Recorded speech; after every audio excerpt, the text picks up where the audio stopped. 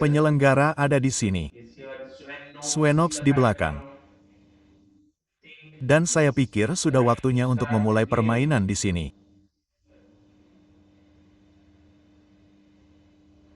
Dan kita memiliki tamu kehormatan yang datang ke sini untuk membuat langkah pertama. Tidak begitu mudah untuk membuat langkah apa.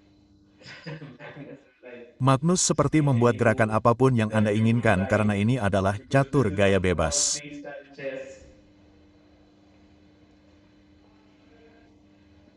Maksud saya penasaran untuk melihat apa yang dipilih tamu. Ya, dia pergi G3. Dan Magnus seperti itu adalah langkah yang sangat bagus. Saya bahkan akan berpikir untuk memainkan langkah itu. Itu adalah momen yang bagus di sana.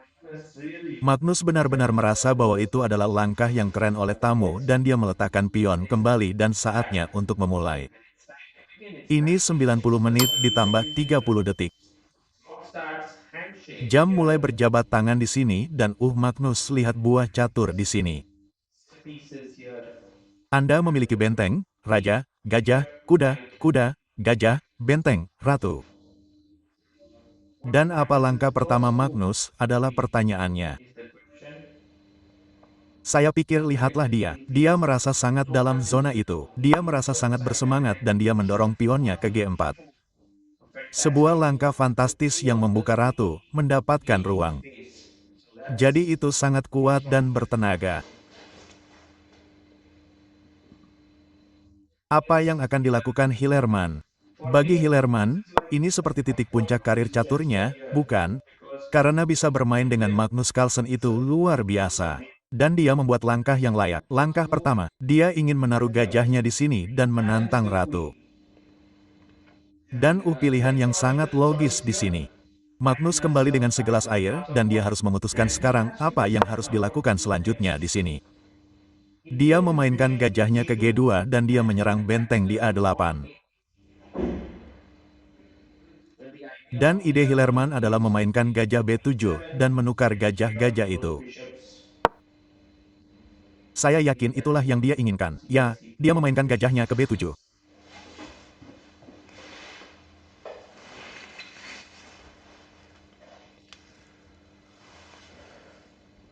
Dan sekarang Magnus harus memilih antara mengambil gajah atau memainkan sesuatu yang lain. Dia memainkan A4 yang merupakan langkah yang luar biasa.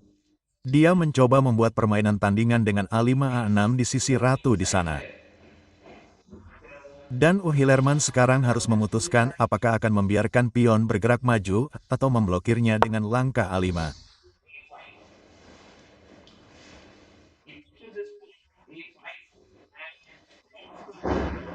Dia mendorong pionnya ke A5 dan memblokir pion A dan di sini Magnus memotong gajah.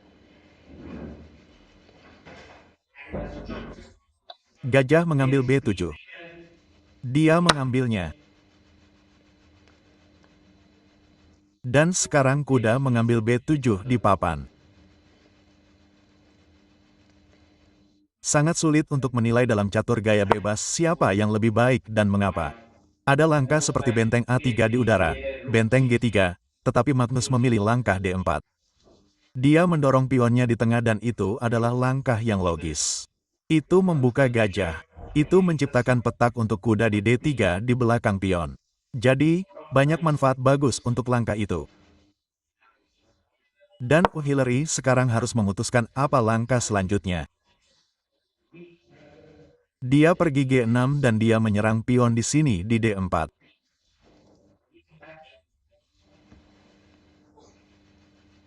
Jadi dia menyerang pion ini dan Magnus bertahan dengan C3.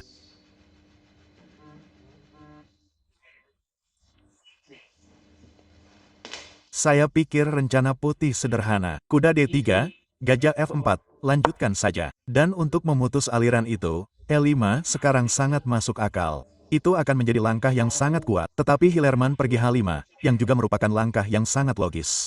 Dan itu langkah yang bagus karena jika Anda mengambil di sini, saya akan mengambil kembali dengan ratu, menyerang H2, menyerang E2. Itu terlihat bagus untuk hitam. Jadi Magnus mendorong pionnya ke depan dengan G5, mendapatkan ruang. Itu langkah yang bagus di sana. Dan sekali lagi, E5 harus dipertimbangkan dengan sangat serius agar tidak terjepit. Dan Hillerman memainkan kudanya ke D6. Dia mencoba melihat petak-petak ini di sini.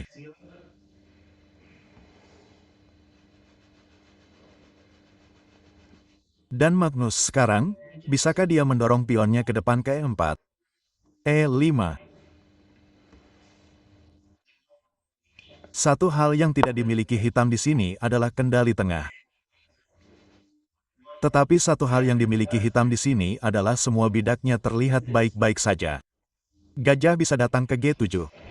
Entah bagaimana kuda di B7 ini terlihat sedikit didominasi. Jadi, kuda D3 memainkan gajahnya ke G7. Dan saya pikir dia sedang mempersiapkan langkah E5. Cepat atau lambat, itu harus dimainkan. Magnus sebenarnya bisa pergi ke F4 untuk menghentikannya. Dia pergi ke E4. Dan saya kira sekarang harus memainkan E5. Bahkan di sini, serahkan gajah Anda. Tapi Anda tahu, putih dapat dengan mudah memperluas dengan F4. Dan lihat langkah ini. Hillerman mengorbankan gajahnya. Dan ekspresi Magnus seperti apa? Ini adalah pilihan yang sangat menarik dari lawan. Apakah itu baik atau buruk, masih harus dilihat. Tapi Magnus mengambil kembali. C mengambil D4. Ratu mengambil D4. Dan sekarang lihat ini. Dia menyerang kuda. Dia menyerang pion. Dan saya pikir itulah alasan mengapa dia mengorbankan bidaknya untuk membuat permainan ini mengalir. Dan Magnus sekarang berpikir di sini. Jan Nepomniachtchi tersenyum di latar belakang. Ratu keluar ke F3 mempertahankan kuda di D3. Tapi hitam akan mendapatkan pion lain, dapat mengambil kuda E4. Saya pikir kuda D4 dengan ide D5 kuda D6 terlihat sangat-sangat menarik. Maksud saya, putih memang lebih baik, tetapi ada beberapa peluang. Tetapi ia menang dengan ratu, dan menukar ratu dalam posisi seperti itu tidak masuk akal, karena sekarang, setelah ratu mengalahkan ratu, kuda mengalahkan ratu, Anda mencapai posisi di mana Anda kalah materi, dan Anda hanya menukar bidak, yang bukanlah ide yang bagus karena sekarang hanya benteng E1 yang menyerang kuda, menyerang pion E7, pion. Dan Anda dapat melihat di sana Magnus, ia menikmati dirinya sendiri sekarang. Ia tahu bahwa ia menang, benteng E1. Dan bahkan jika Anda mempertahankan kuda, saya memiliki F3 yang menendang kuda menjauh dan memenangkan pion. Jadi pengorbanan bidak ini tidak bagus, tetapi tidak seburuk itu. Tetapi cara Hillerman melanjutkan telah membawanya ke posisi yang benar-benar tidak memiliki peluang seperti itu. Dan Magnus kembali. Saya pikir ia siap untuk memotong pion itu di E7. Benteng mengalahkan E7. Dan sekarang putih benar-benar lebih baik. Dan ia memberitahu lawannya, saya ingin rokade. Jadi rokade panjang dimainkan di sini. Dan Magnus menunjuk lawannya, menekan jam.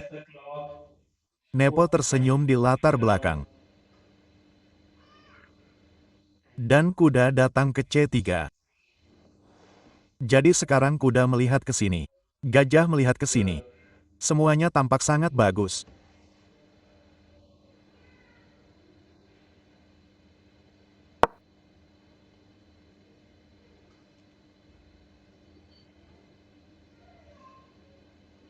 Pion datang ke C6 untuk Hillerman. Anda lihat dalam catur gaya bebas, kita baru saja pada langkah nomor 15 tetapi sudah banyak yang terjadi.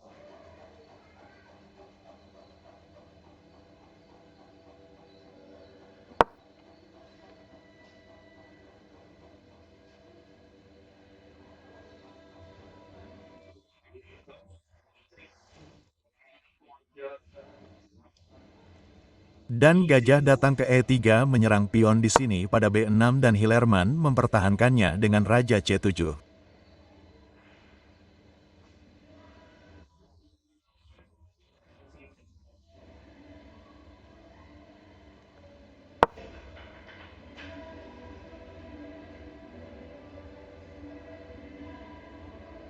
Dan Magnus memainkan gajahnya ke F4, menjepit kuda.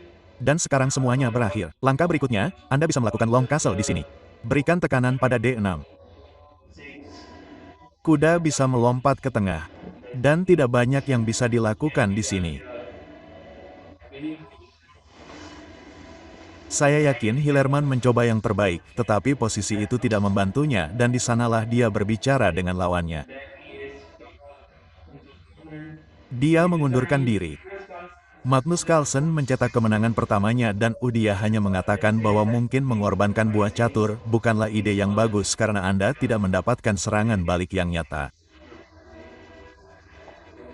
Dan kemudian Ratu F3 dan Uya senang melihat Magnus menganalisis dengan Hillerman. Ini adalah momen dan kemudian dia berkata mari kita tukar benteng dan coba mainkan posisi ini. Lihat jumlah perhitungannya. Dan, kawan, seperti, di sini Anda bisa mendapatkan beberapa permainan tandingan. Tetapi ya, pada akhirnya, Magnus memulai dengan kemenangan yang sangat cepat hanya dalam 17 langkah, dia menang.